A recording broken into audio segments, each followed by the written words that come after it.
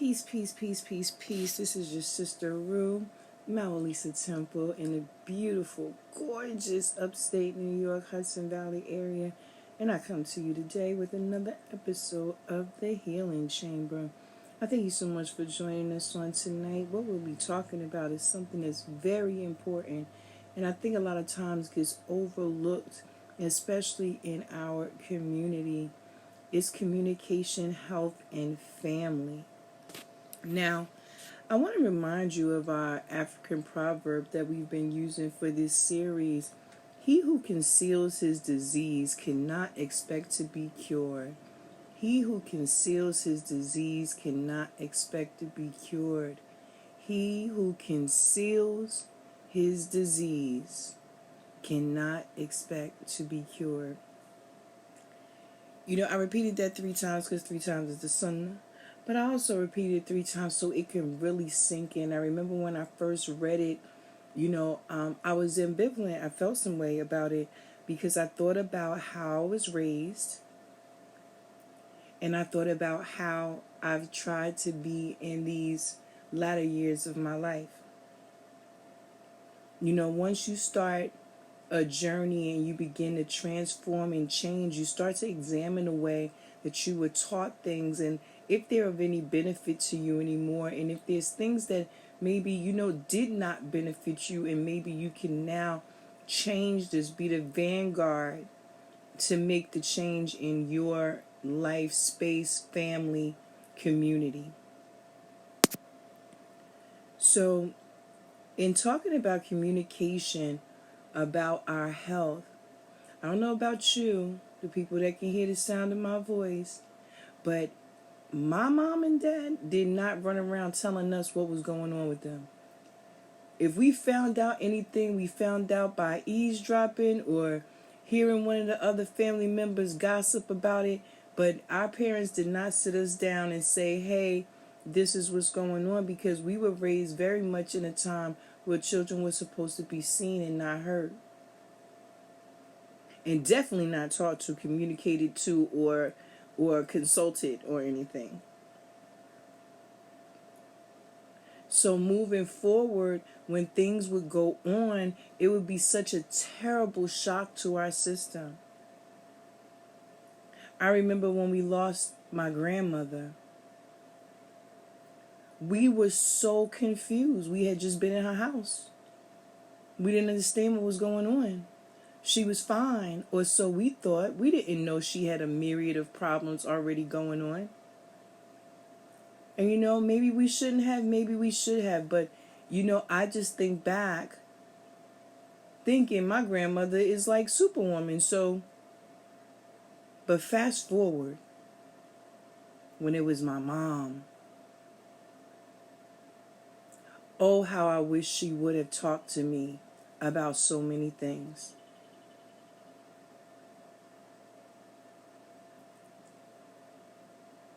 So when it comes to my health and those I usually work with, I explain to them the very things that we're going to be talking about tonight. How do we communicate with our loved ones about chronic illness, chronic disease, chronic pain, and other things?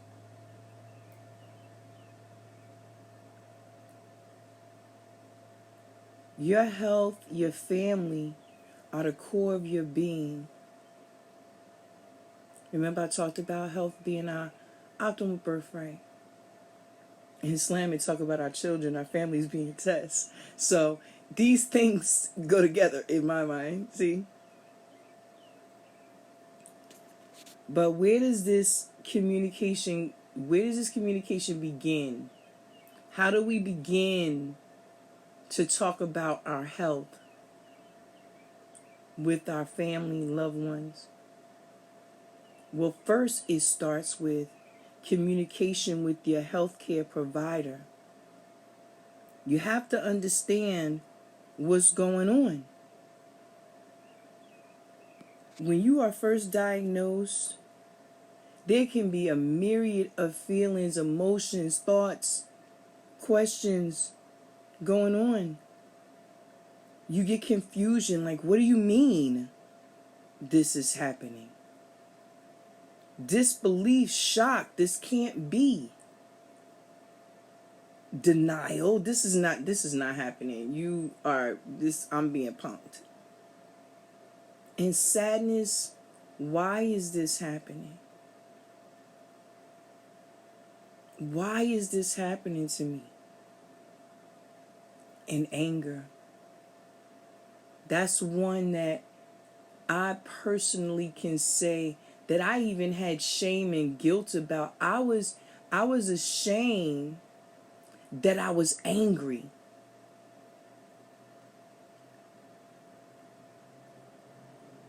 I was ashamed that I was angry, that I had something going on inside happening to me that I had no control over.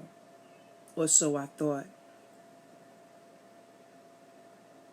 So anger, I think, is overlooked when we are listening to our providers tell us these things and how our life from that second has changed. Because everything you thought you were going to do and how things were going to go, we are at a bump in the road. And we need to communicate with these providers so we truly have to understand what is going on. We can't walk away half knowing what's going on with us. Well, I think I understand. No, you ask questions until you get answers. You seek a second opinion if you need to. But in that moment, you are to say to that provider, okay, you're telling me this. What does this look like for my life? How do I move forward from here? What is life like with this chronic illness, chronic disease, chronic pain? How close to normal will my life be, whatever that is? What will be required of me? How much better can I get?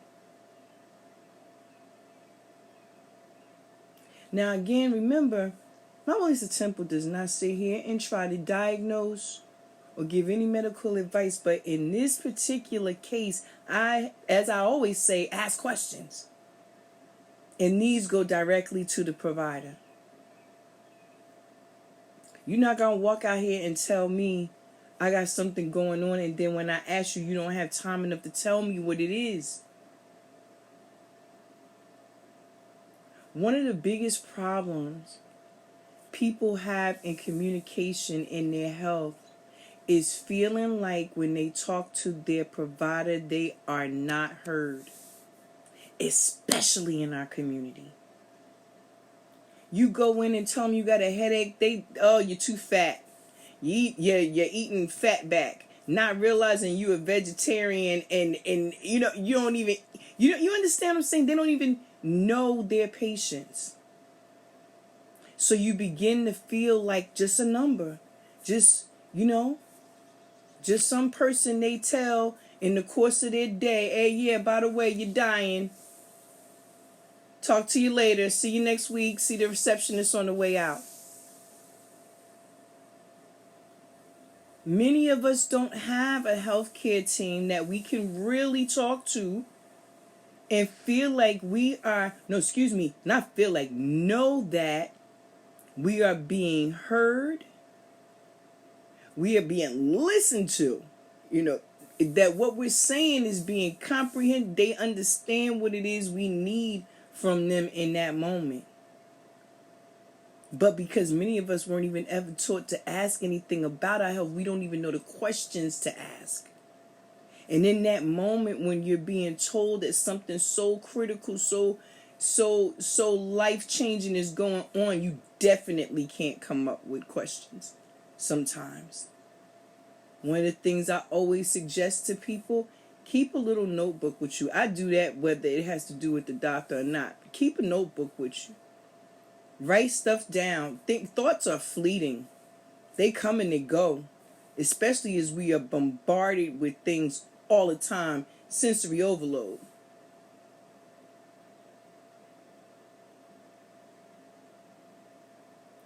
So the confusion, the disbelief, the shock, the denial, all these things go on. You think about so many things. And then you think about, who am I going to tell this to? Who do I tell? Who do I tell first? What do I say? How much do I share? What I tell people is this process right here is your own. This process is your own.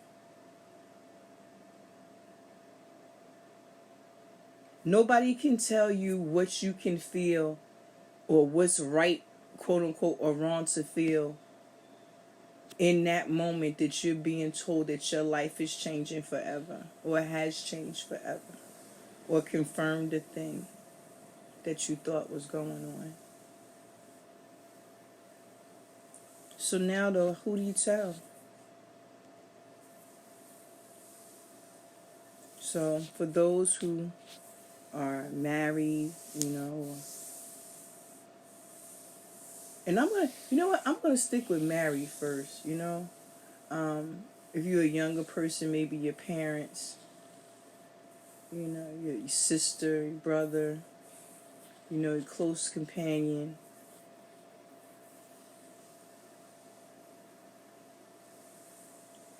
Who do you tell? What do you say? How do you begin to broach that conversation? One of the things that always kind of keeps me, like I said, on the teeter-totter side of, and just ambivalent, just with the concealing what's going on, is because sometimes you just don't even know what to say because you can't even process it in your mind. So when you start telling them and they start throwing questions at you, it flusters you because you don't have an answer. And it's like, don't you think if I had an answer, I'd tell you? Don't you think if I knew what to do, I'd say, this is what we're going to do? And everybody you tell responds differently. Some people don't even know how to deal with you when you have something serious going on. Some people just shut you down. They don't even want to talk about it. And now what? You done opened up. You vulnerable. You standing there. You telling them what's going on. And they like, I don't want to hear it. Nah, I ain't doing that. I don't want to hear that. What do you do? How do you put that back in a box? And then you got a person who, oh, you need to try this, you need to try that, you need to try this, you need to try that. Did you try this? Oh, it's because you was doing this and that. Some people don't know what to do when you reveal something so intimate to them. Some people just break down and cry.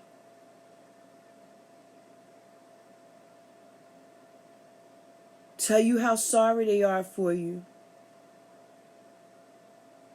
Now, depending on where you are, when you share with people, their responses, their reactions, they trigger different things in you, or maybe nothing at all. Maybe that person is one of those people who they found out something was going on and they came to terms with it. They done either shoved it down or dealt with it. But either way, when they talk to people about it, they show nothing. And that's even more confusing. Think about it, to the people that is hearing this stuff, because they like, wait a minute, I'm emotional. Why they not emotional? And it's happening to them. Communication. We can't forget that communication is an art all in itself. All in itself. I always thought it was so funny that communication fell with Gemini and Mercury, because you have to be like two different people to really get on either side to really figure out, how am I saying this? How is it being received? And no, it's not your responsibility the way that people receive things, but their response is going to trigger something in you, especially when, again, it has to do with something as intimate as your health. You stand there and tell somebody, blah, blah, and they like, yeah, that happened to my cousin. Or, oh, that's messed up, yo. Like, you standing there because on the inside, you screaming like, hey, something's going on with me and I'm scared, I'm alone, I'm vulnerable, I don't know what to do, I'm confused. And they like, yeah, da. And you got some people that get mad at you, like it's your fault. Trust me, ain't nothing like that feeling. I've had it. Ain't nothing like that feeling. You in duress and somebody look at you with the most filthy look, like you done did something wrong. And you laying on the floor asking for help. You know what I'm saying? So who do you tell? Who do you tell? And how much do you tell them? Do you tell them everything you know? Well, I'll say this. In this time of Google, right? All you gotta do is tell somebody, yo, I got a headache, and they'll go look up 99,000 things to find out what a headache can be or whatever. So our suggestion is, once you are ready to share this type of information with your loved ones, think about, one, who you're talking to. You know this person.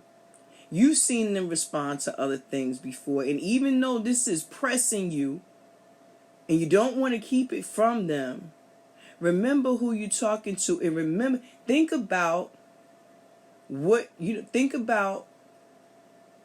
not what their response could be, but what effect their response is going to have on you. And I know some people may not understand that, but there are people in our lives who their response to things, the way they respond to things, affects us in a serious way. It's like they know our little triggers, our little buttons, And they know if they respond, they know if they give you this kind of energy, you'll respond this way, whatever. Sometimes we just predictable for those that we love. If you know you got that person who is dry and cold and blunt, you might not want to tell them first.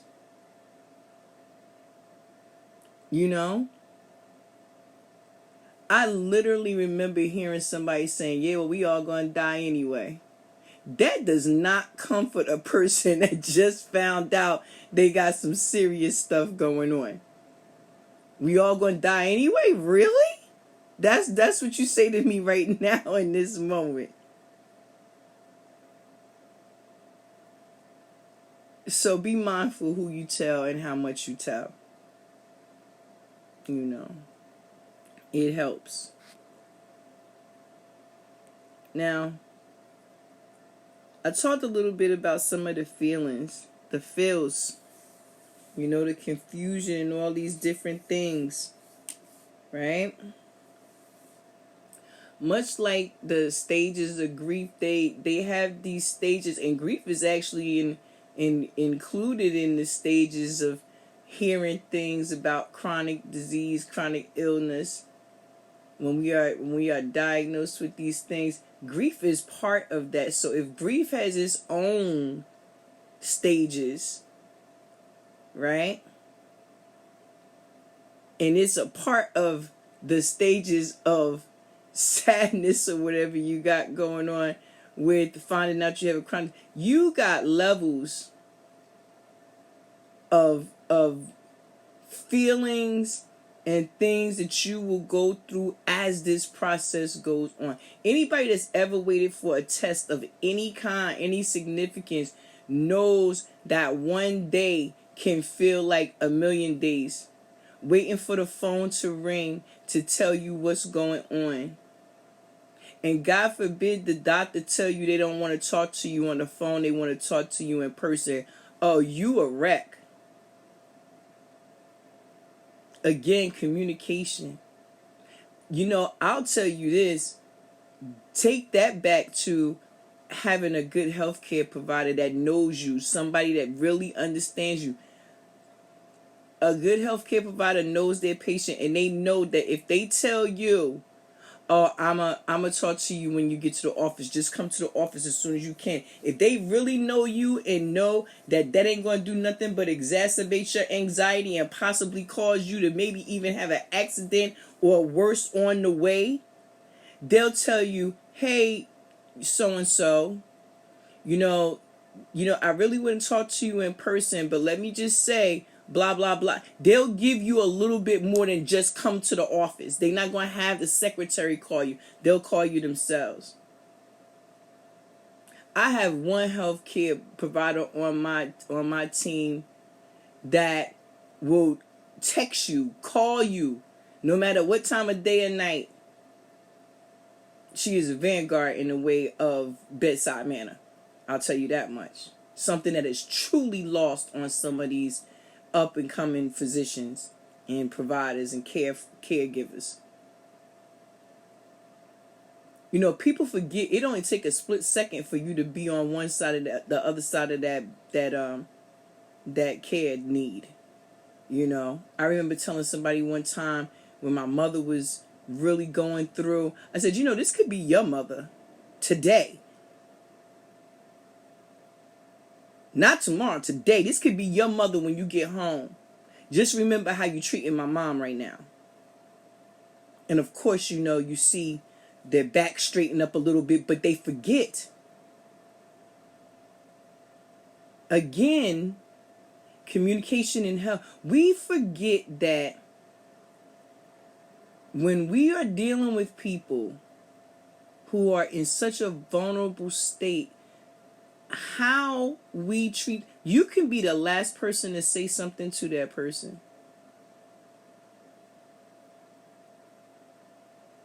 Now I know for some people that don't matter, but for those who hear what I'm saying, those who know what I'm talking about, you hear me?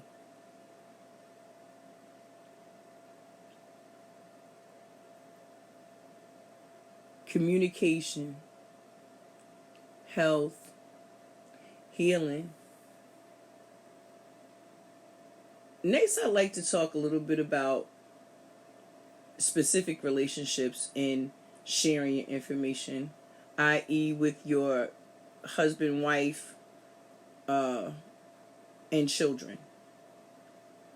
Again, very much I was raised in an era where children were not involved in these kind of things. My mother wasn't going to come to us and tell us anything that was going on with her.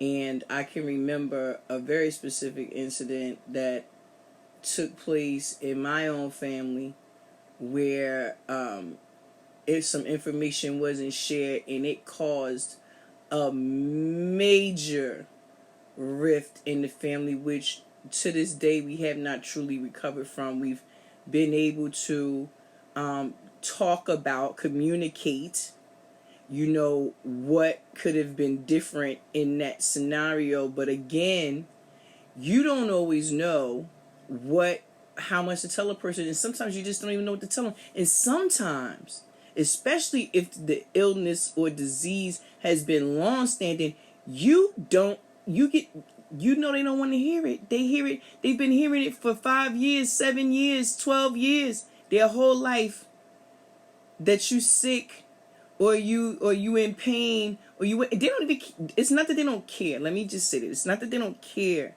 but they have gotten used to you being in this state. So sometimes they don't understand if you don't want to talk about it anymore. Sometimes you don't realize they don't want to talk about it anymore. Again, not that they don't care. But again, chronic illness, chronic disease, chronic pain in your partner, your husband, your wife.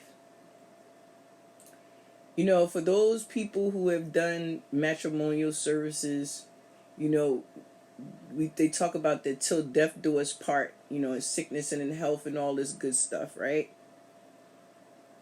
That sound good in theory, you know, really do. And for some people, I think they hear that part, that, you know, and they really mean that part, like, you know, in sickness and in health, because that can mean anything. In sickness and in health can mean anything.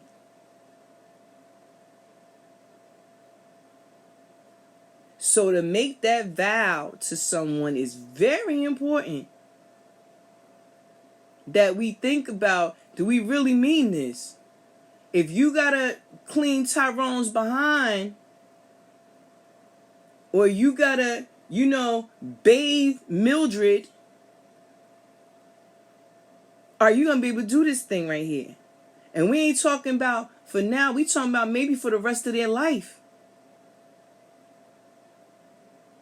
So when we taking these vows, take them serious, y'all. But how do we broach that subject with our loved ones? Now, you know, it would be unfair to say, well, if, you know, they was paying attention, they know something was wrong with me. No. People who deal with chronic illness, chronic pain, chronic disease get pretty good at hiding stuff. They work through things, power through things.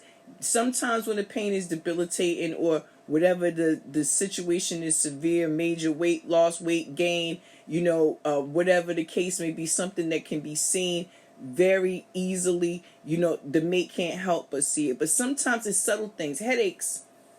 You know, how many people walk around with headaches and don't tell nobody? You know, chest pains. I had a former neighbor just recently have a chest pain, didn't think it was anything, had a major heart attack. They had to put 2 stents in their heart. Out of nowhere. Just a regular old Sunday. Husband was right there. Grown children were right there. Nobody knew what was going on because she didn't even say anything. And then she said she felt that, you know, something else was like, okay, maybe I should pay attention to this. But how would they have ever known what was going on if she was sitting right there with them? You have to talk.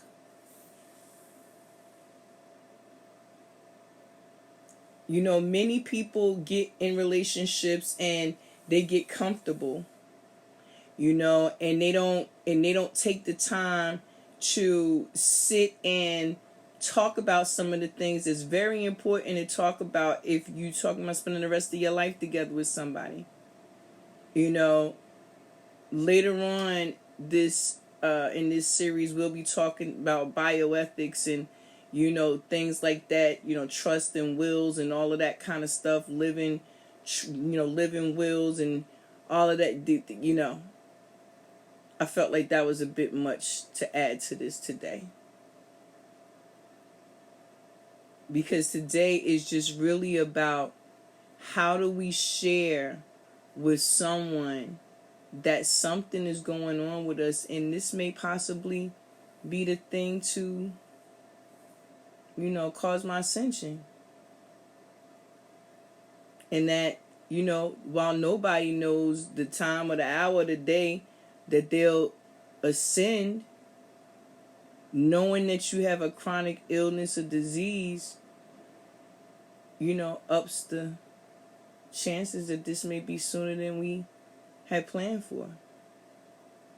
I'll go back and say that one of those stages of grief that they talk about dealing with chronic illness and chronic disease is the fact that you have to mourn the fact that the life you thought you was going to live now is changing drastically. You may not be able to do anything that you wanted to do or you plan to do. How does this affect your partner? If you planned on a life of travel with your partner and you lose your legs, or you know, develop some type of disease that makes it where it's hard for you to travel. You have to travel with oxygen and all these different. That changes everything. That changes everything. So talking about these things ahead of time, sometimes, it's a little grim. But when we having all these other talks, we should talk about things change. You get older, things happen. And no, you won't be able to plan for it all, but you should have a general idea of the things that the people in your life believe about health and wellness.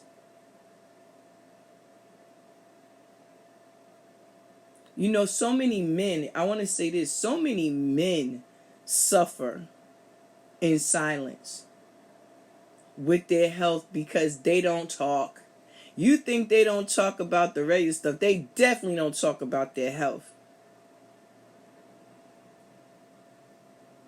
My grandfather used to say, if it wasn't for a man having a woman, he would never go to the doctor. Now, I don't know how true that is nowadays, because people just Google and think they know what's going on with them and be self-medicating.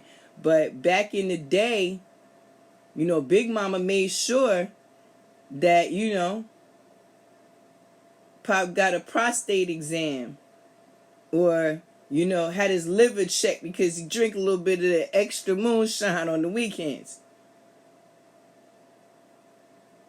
But again, have to communicate for these things to happen.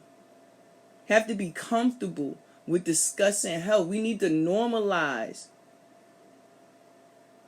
talking about our health with each other. Now, this don't mean that you have to stand there and TMI somebody, tell them everything that's going on with every body function you got going on.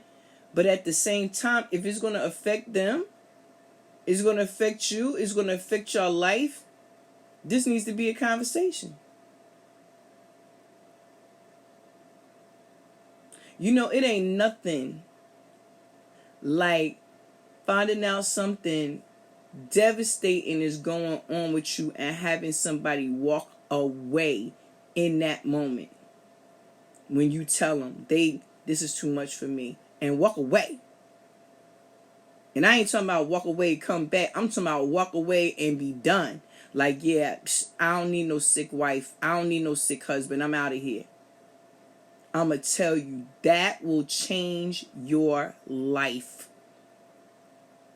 That will change how you see and share for the rest of your life.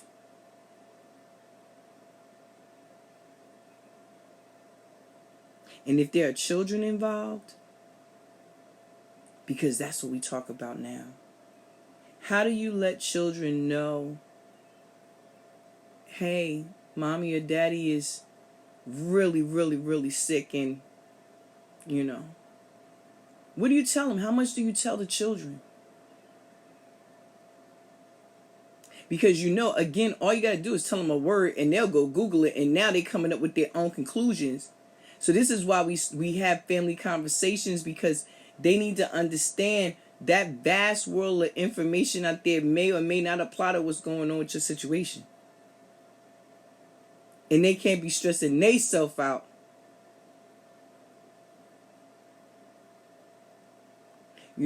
I'll just say this. My adult siblings,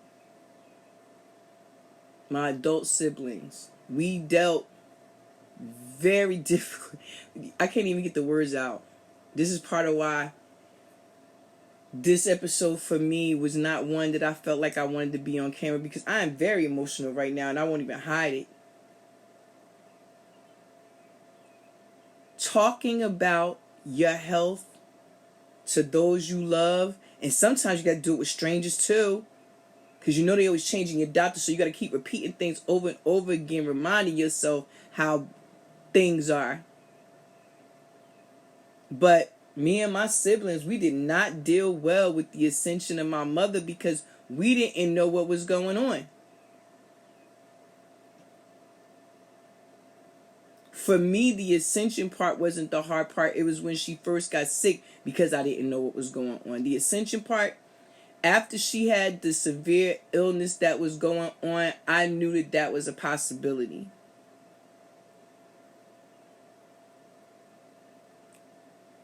But not knowing before had me so, like, was it something I could do? Could we have went to this? Could we have That's what that does to you when you don't know. So for your children, depending on their age, sometimes it'll be worth having that conversation, even though it's going to be extremely difficult. It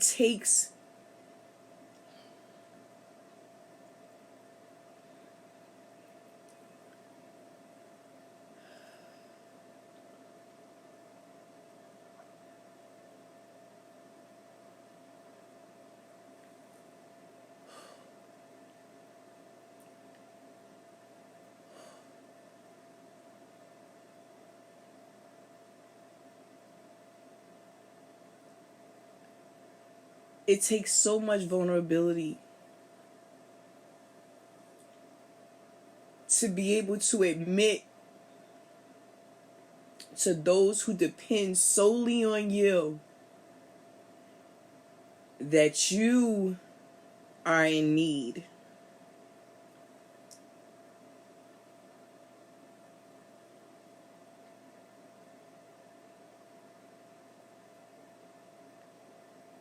I read in an article recently how indigenous women are thought to be strong and looked at as strong. So many times when they are diagnosed with a chronic illness or chronic disease, people don't believe that anything will happen because they like, oh, she's too strong. And you have people walk up to you, just be strong, just be strong, just be strong. Easier said than done. And it takes a different kind. People forget, just like different kinds of everything else is different kinds of strength. Some people can lift the couch, some people can hold the mountain of emotions. You feel me?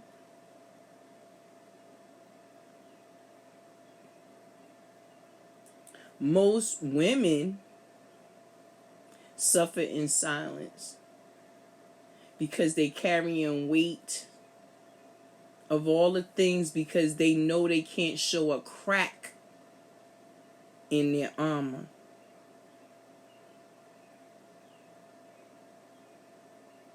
So dealing with communication and health in the family, especially if it's a single family home, mother is not telling anybody anything. And when she do, she tell them as little as they have to, as little as she has to. But if you have youth that have watched you over the years, you can't hide it from them. So it has to be conversations that take place, and they are not always comfortable. And again, everyone will respond differently. Some people will be very, very sad, and some people won't even be moved. And again, it's no reflection, it's just they see you as this pillar of strength. So they think, this too shall pass, as we taught with everything. But having those conversations is important. With your mate, with your children, your siblings. What I tell people is that, that depends on your comfortability, how soon you tell, or if at all you tell your siblings what's going on. But those that are in your immediate support system, at some point, especially if you have a debilitating illness, at some point they will see you begin to break down. You will need help at some time. And At the moment you need the help is not the moment they need to be finding out that something was wrong with you. I'm speaking to myself first, because I keep my cards very close to my chest about a lot of things. And it's because of the experiences I've had in sharing with people before and showing my vulnerability in places before. And not being able to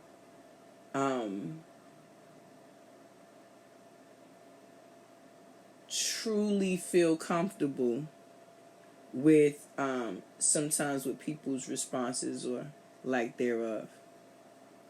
You know? So again, communication, health,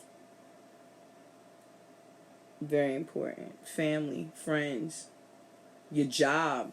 Think about it, you know. Are you going to still be able to work the same way anymore? Do you want everybody in the office to know what's going on? Who can know?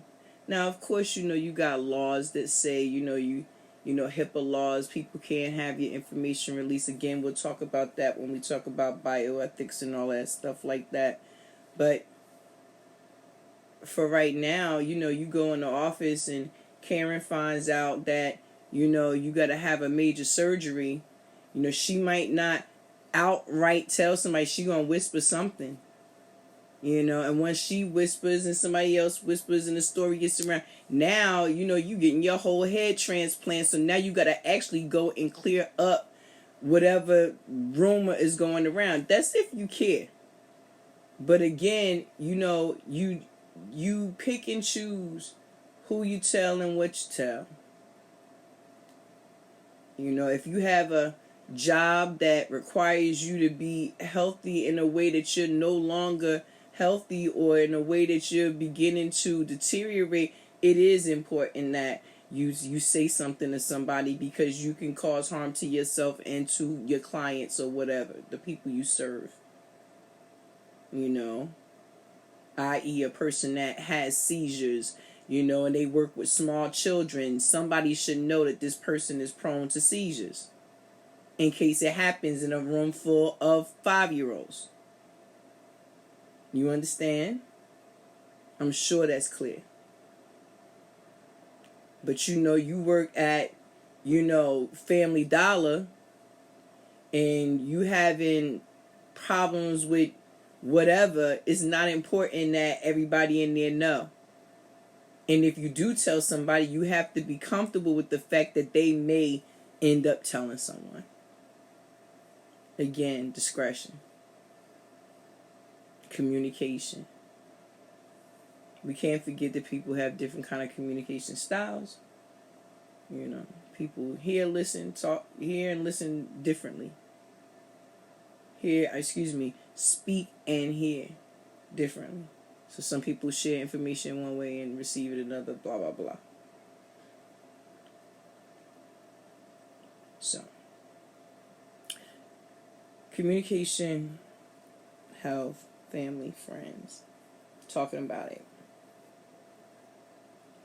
You know, that proverb that we open with, he who conceals his disease cannot expect to be cured. What I will say is that I understand that from both sides of it. And I see how concealing your disease can harm you. But I also know how sometimes concealing your disease from the right people can help you. Because again, we can't forget that the way we think about our illness is important. And if we don't have people who are pro-life around us, and what I mean by pro-life is people who are life-affirming. You know, like I said, that person, when you be like, oh yeah, I'm dying, they be like, we all dying. Yeah, that might not be the person you want to hang with. But the person who tells you, hey, you know, don't think like that. You know, let's talk about it. I understand why you feel that. You know, and I'm not talking about somebody pacifying you. Understand that. But again, it is confusing when you getting phone calls in the middle of a day that you're feeling great telling you that something else is going wrong. So you might need people around you who are encouraging. But remember, first and foremost, you have to encourage yourself, and the way we do that is by having a clear understanding of what is going on with us, and even when we can't, at least having resources where we can speak to someone to help us get a better understanding. With that being said, I'm going to close today. I thank you for taking time to sit with me in the healing chamber as we talked about health, communication, and family. I urge people to take advantage of the fact that you can speak, and people can hear, share. You'd be surprised how many people want to share with you. How many people want to be shared with. Some people can know something is going on with you and just not say anything because they don't know what to say.